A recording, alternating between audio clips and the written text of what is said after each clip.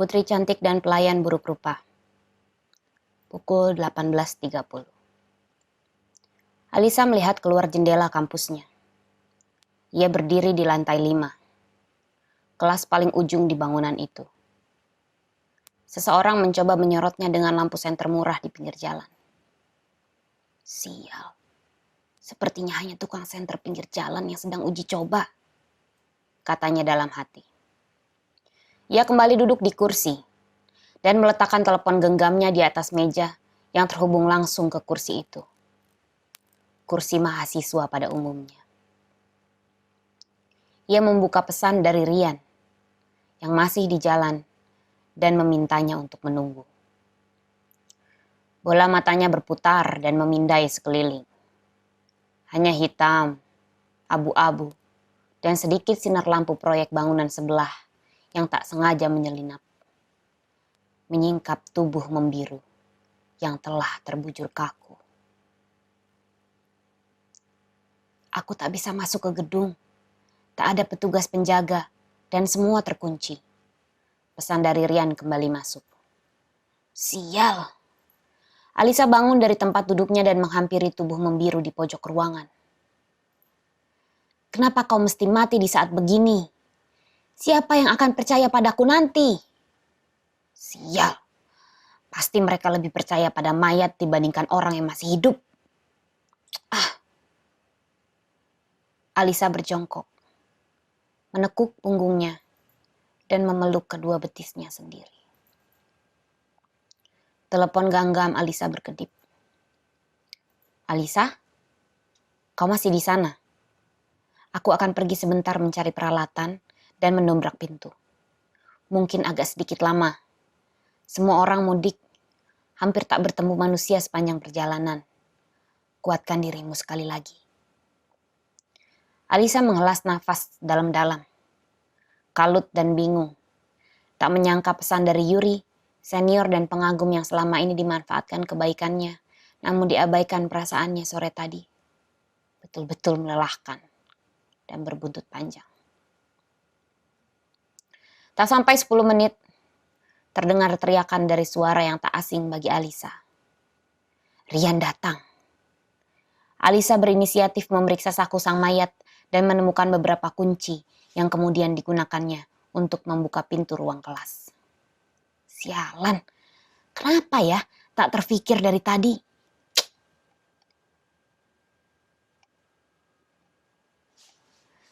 Ia berlari ke arah sumber suara, lompat ke tangga dan menuruninya. Baru satu lantai ia gapai. Beberapa langkah berikutnya, sesosok lelaki yang sangat ia kenal langsung mendekapnya. Rian, aku takut. Ia mati bunuh diri. Aku takut. Alisa menangis dan tenggelam dalam pelukan. Jangan takut, aku di sini. Lelaki itu mencium kening Alisa dan memastikannya baik-baik saja. Lalu pipinya, lalu lehernya, lalu bibirnya. Tangannya menggambit pinggang Alisa yang ramping. Alisa memeluknya erat. Alisa, aku tiba-tiba menjadi sangat bergairah. Tidak, Rian. Tidak di tempat seperti ini. Alisa melepaskan pelukan dan mengajak Rian segera turun ke lantai dasar untuk mencari bantuan. Tapi terlambat. Rian menyergapnya, membuka celana dalamnya dan menenggelamkan kepala di dalamnya. Tiba-tiba gelap. Alisa tak bisa melihat apa-apa.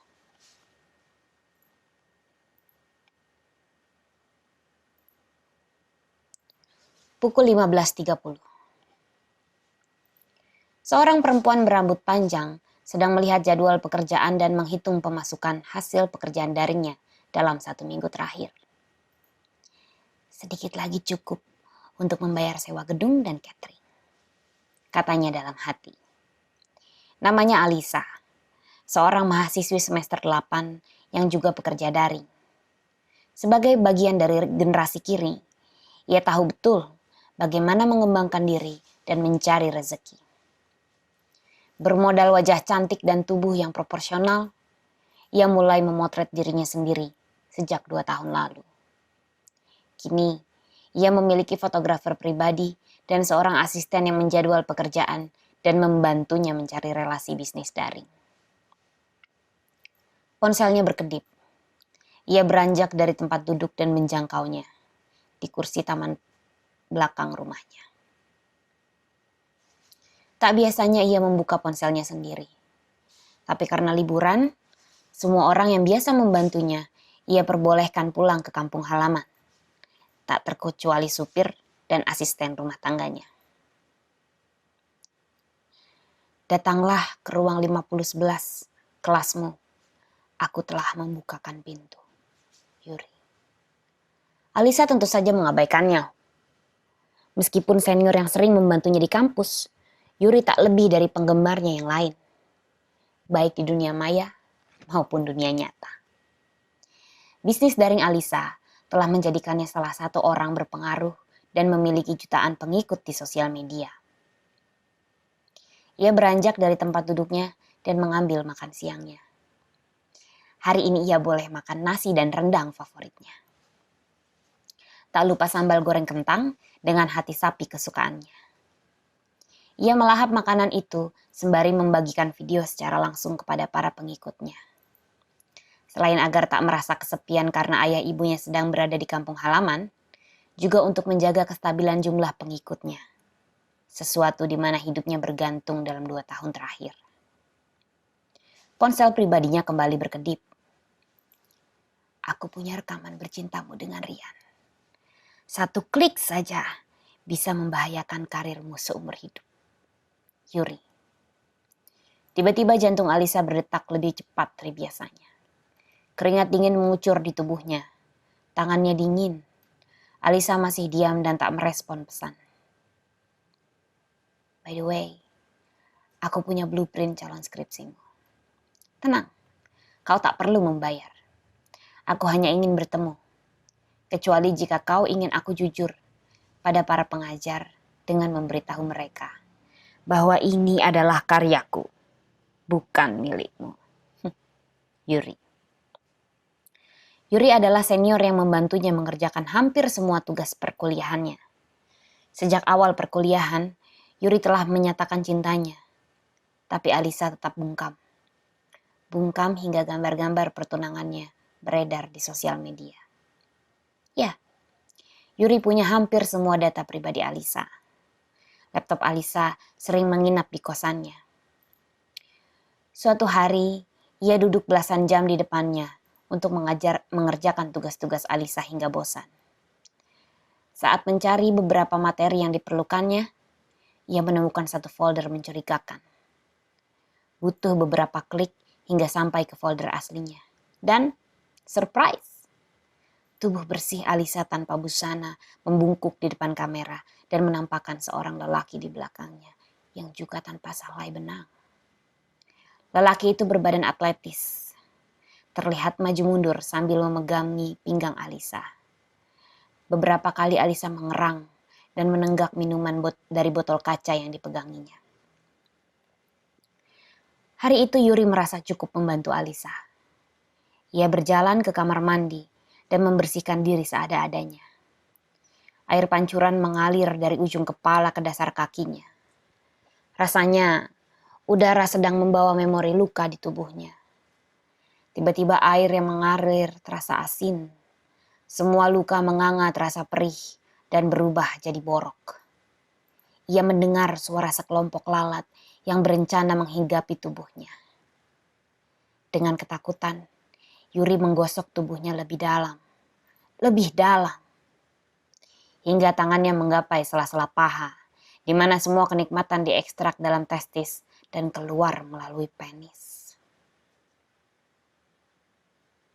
Yuri membuka mata. Ia melihat dada dan kemaluan Alisa yang bersinar. Alisa membungkuk, memperlihatkan kedua payudaranya yang menggelantung. Yuri merengkuh tubuh itu dan membaliknya. Persis seperti yang ia lihat dalam rekaman. Tangannya menggenggam pinggang Alisa yang ramping dengan sangat kuat. sambil sesekali mampir kepada kedua payudaranya. Alisa mengerang dalam. Yuri mengerang lebih dalam, paling dalam. Rangan Yuri yang begitu dalam tak lagi bisa terbendung hingga memuncratkan pedih dan kegetiran yang selama ini dikumpulkannya. "Di mana kau? Jangan macam-macam. Katakan, apa maumu?" Dengan jari-jari gemetar, Alisa akhirnya memberanikan diri membalas pesan Yuri. Ia berharap tak ada hal buruk yang akan menghampiri hidupnya setelah ini. Ia punya segalanya saat ini. Ia panutan bagi jutaan pengikutnya. Di usia belum genap 23, ia sudah punya semua yang diimpikan gadis seusia, bahkan di atas usianya. Cantik, kaya, terkenal, dan punya pacar anak konglomerat. Sebentar lagi ia akan menyelesaikan pendidikan strata satunya dan segera melangsungkan pernikahan.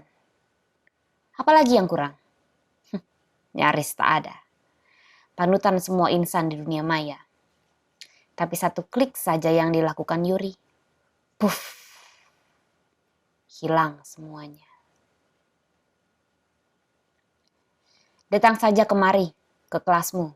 Aku tunggu di sini. Yuri." Alisa bergegas menuju garasi rumahnya. Suara alarm beserta mesin mobilnya bergaung di garasi dan dengan segera meninggalkan ruangan itu. Sepanjang jalan, ia hanya memikirkan bagaimana bisa keluar dari ancaman seseorang yang telah menyelamatkan hidupnya di kampus beberapa tahun belakangan. Musuh paling besar selalu orang-orang terdekat, pikirnya. Dengan sekejap, Yuri bisa melumat seluruh hidup dan cita-citanya. Ia juga berpikir mungkin terlalu keji perlakuannya pada Yuri selama ini. Tapi toh, ia sudah menawarkan banyak kemudahan di hidup Yuri untuk membayarkan semua tugas kuliah yang mengerjakannya. Bagi Alisa, hanya membuang-buang waktu saja. Sepanjang jalan ke kampusnya nyaris tak ada orang. Toko-toko tutup, jalanan sepi dari kendaraan. Sampai di kampus, tak ada satupun penjaga keamanan terlihat. Tapi gerbang terbuka. Bulu kuduk Alisa terbangun. Ia merasa ngeri. Membayangkan bagaimana Yuri ternyata telah mempersiapkan ini sejak lama dan menunggu hingga waktunya tiba. Semua orang berlibur dan hanya mereka di gedung 20 lantai itu. Alisa turun dari mobilnya yang ia parkirkan tepat di depan gedung. Tempat yang tak biasanya digunakan oleh mahasiswa sepertinya. Tempat yang hanya biasa digunakan oleh para pejabat kampus. Tak apa pikirnya, tak ada orang bekerja di musim liburan. Ia berjalan ke arah pintu masuk dan menemukan pintu yang juga terbuka. Sekali lagi, bulu kuduknya terbangun. Ngeri. Perasaan yang muncul pertama kali ia menginjakkan kaki ke dalam gedung. Tak ada orang sama sekali dan listrik padam. Untung hari itu masih cukup siang. Matahari masih bisa masuk melalui jendela-jendela kaca besar di arah barat dan timur gedung. Karena tak ada listrik, Alisa tak bisa menggunakan lift dan langsung menuju anak tangga di samping jendela. 5 lantai adalah perjalanan yang cukup melelahkan bagi kebanyakan orang. Tapi untungnya, ia terbiasa olahraga 5 kali seminggu, membuat kakinya lebih kuat dari orang-orang kebanyakan. Sampai pada lantai keempat, suara yang ia kenal tiba-tiba berdengung mengitari anak tangga setinggi 20 lantai. "Alisa, akhirnya kau datang juga," Yuri menyambutnya. "Di mana kau?" Alisa yang terkejut dan hampir terpeleset segera menjawab sambutan itu. "Tunggu aku di ruang kelasmu." Kembali, suara itu berputar-putar dan terpantul-pantul pada ratusan anak tangga yang melingkari bangunan 20 lantai itu. "Baik." Dengan sedikit menghela nafas panjang karena kaget dan ketakutan, Alisa kembali memacu kakinya untuk sampai ke ruang kelasnya. Tempat ia duduk 4 tahun terakhir ini.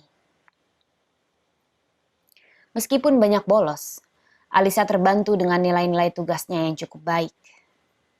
Sudah jadi rahasia umum di kalangan mahasiswa tingkatnya. Seorang putri cantik tak perlu berusaha keras, karena seorang pelayan buruk rupa yang lebih pintar darinya setia mengabdikan pikiran dan kerja kerasnya. Alisa langsung masuk ke kelasnya.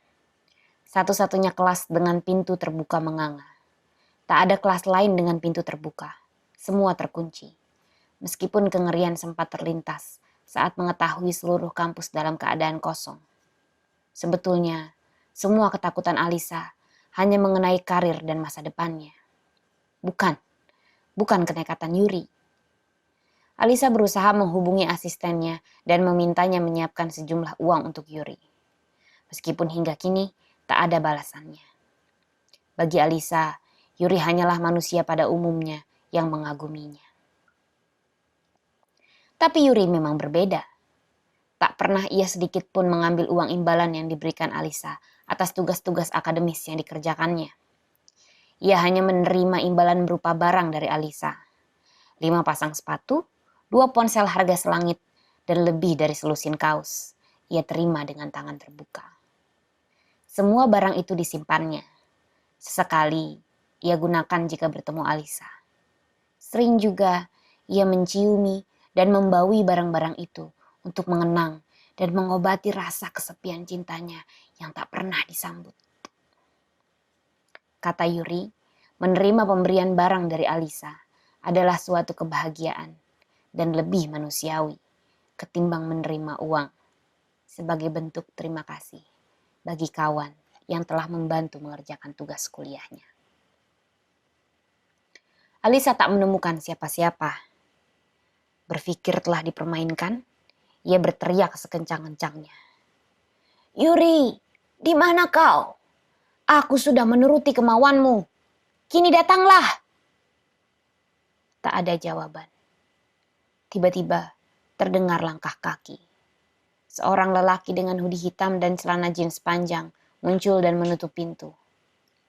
Hai, akhirnya kau datang juga. Yuri menyeringai bahagia. Alisa mundur dan hampir menabrak kursi di belakangnya. Apa yang kau mau? Kau. Jawab Yuri singkat. Kau tak tahu. Aku tak bisa memberikannya. Kau tahu, kau tak bisa mendapatkan itu. Alisa berhenti sebentar. Yuri mendengarkan dengan sebelah alis terangkat dan senyum dinginnya. Tapi sebagai gantinya, Yuri, aku telah menyiapkan uang. Uang? Yuri membanting meja dosen dan melemparkan kursi ke arah Alisa. Alisa berhasil menghindar. Dengar dulu. Aku tak bermaksud mengecilkan semua bantuan yang telah kau berikan padaku. Kau tahu kan, kau tahu aku tak bisa lagi dengan siapapun. Alisa berusaha mengucapkannya dengan cepat. Merasa gemetar dan berharap tak perlu lagi merespon barang-barang yang dilempar. Diam! Yuri membentak. Alisa hanya berdiri terpaku melihat Yuri yang melotot. Tiba-tiba Yuri tertawa dengan kencang. Lalu menangis. Lalu tertawa lagi. Lalu menangis. Terjadi berulang-ulang. Kemudian ia berjongkok dengan tangan yang merangkul kedua betisnya.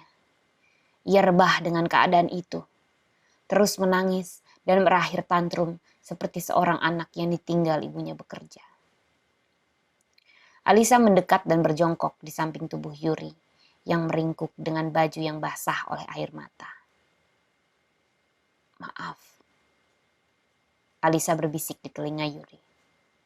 Tiba-tiba Yuri bangun dan mendorong tubuh Alisa. Jangan dekat-dekat. Alisa terjatuh kemudian kembali berdiri. Jangan buang-buang waktuku. Katakan, apa yang kau inginkan? Alisa yang berusaha empati dengannya, kini kehilangan kesabaran. Ia mengangkat dan menunjukkan ponselnya. Lihat, aku sudah mengirimimu uang. Ini lebih dari cukup, bukan? Sekarang berjanjilah untuk tidak menyebarkan rekamanku dan menjauhlah dari para pengajar. Aku harus lulus cepat. Aku sudah mempersiapkan pernikahanku. Alisa berhenti sejenak. Aku percaya kau. Sejak lama, aku percaya kau. Aku tahu kau tak akan melakukan itu. Alisa memasukkan kembali telepon genggamnya dan berjalan ke arah pintu. Ia berbalik dan berkata pada Yuri, sekarang bukalah. Aku anggap ini sudah selesai. Kalau uangnya kurang kau... Dalam sekelebat waktu Yuri berlari dan mencengkram dagu Alisa, lalu melemparkannya ke pojok ruangan. Ia mengikat kedua tangan Alisa, namun membiarkan mulutnya tetap terbuka. Alisa melawan dan mengerang, tapi kepanikannya membuatnya tak berhasil menghindar dari perlakuan Yuri.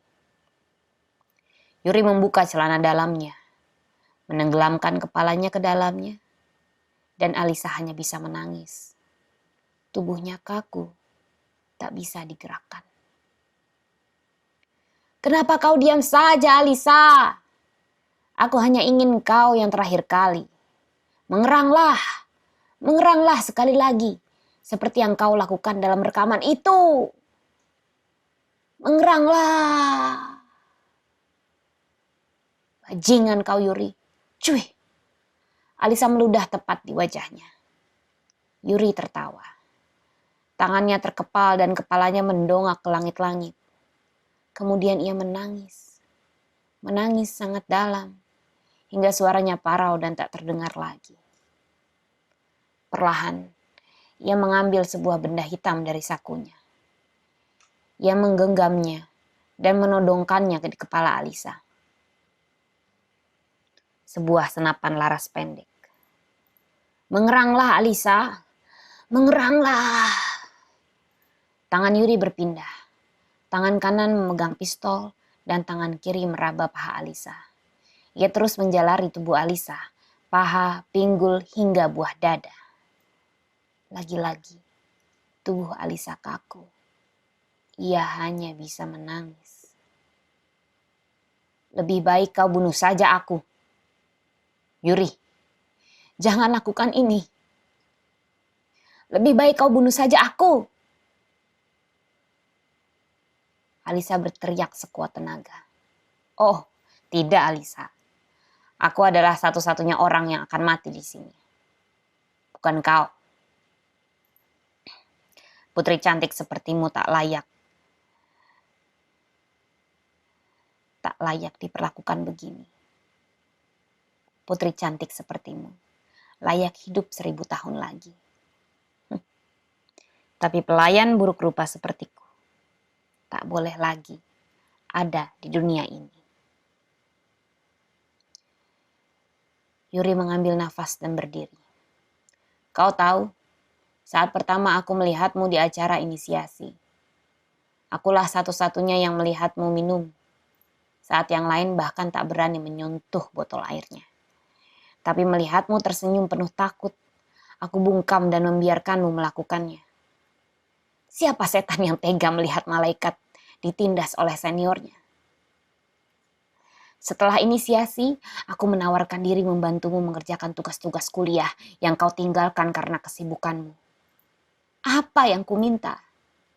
Tak ada. Bahkan ketika aku menyatakan perasaanku dan tak ada jawaban darimu. Apa aku memintamu untuk menjadi kekasihku? Tidak. Aku tidak meminta apa-apa. Aku hanya ingin kita berteman baik. Sambil tersengal dan menyeka air matanya, Alisa memotong. Jika kau tak menginginkan apapun dariku, lalu mengapa kau melakukan ini? Yuri berjongkok dan kembali memeluk betisnya. Ia kembali tantrum. Di tengah isaknya yang panjang, ia kembali membuka mulutnya. Itulah kesalahan. Kesalahanku. Sekarang melihat gambar-gambarmu dengan anak konglomerat tengil itu. Aku marah.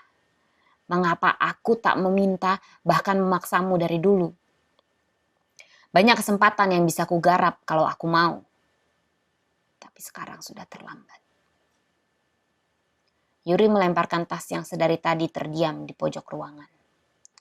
Tas ini berisi laptopmu yang biasa kugunakan untuk membantumu mengerjakan tugas. Aku tak pernah mengambil data apapun dari situ. Hidupmu aman. Kau akan tetap jadi manusia seperti sedia kala. Tak akan ada yang berubah setelah ini. Kini lihatlah pertunjukan ini. Pertunjukan yang tak akan pernah bisa diulang untuk kedua kali. Yuri meletakkan senapan laras pendek ke dagunya. Kepalanya menghadap langit-langit. Ia memejamkan mata. Telunjuknya menarik pelatuk. Dalam dentuman yang singkat dan dalam, tubuhnya jatuh. Pada eloknya pergantian siang dan malam, tubuhnya jatuh. Jatuh tanpa jaring pengaman. Alisa kehilangan kata-kata. Ia terpejam sebentar. Ketika sadar, semuanya gelap. Dalam kegelapan total, ia sempat berpikir bahwa dirinya juga telah mati. Tapi tiba-tiba ponselnya berkedip. Sadar masih hidup, Alisa terus mencoba menghubungi Rian, tunangannya.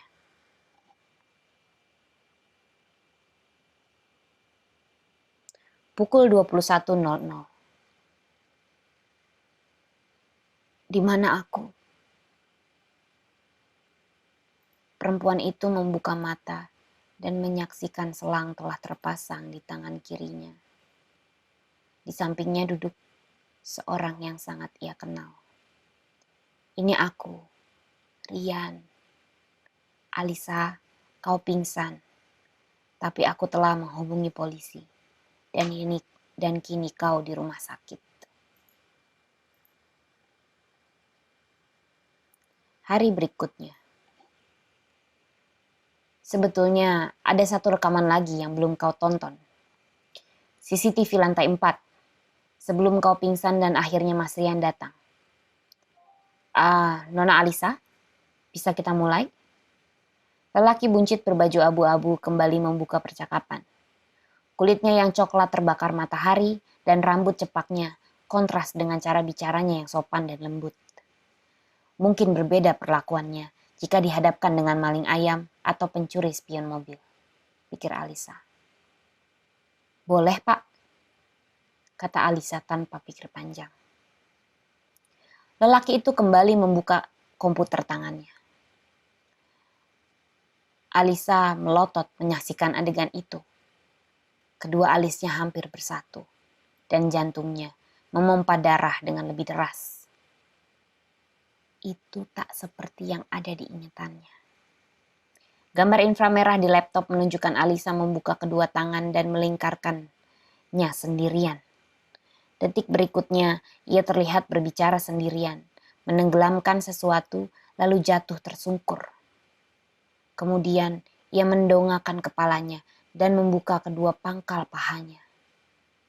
Celana dalamnya melorot seperti ada yang menariknya. Beberapa menit kemudian, Rian datang ditemani beberapa orang polisi dan menyelamatkannya. Alisa terguncang. Matanya kembali mengeluarkan air dengan derasnya.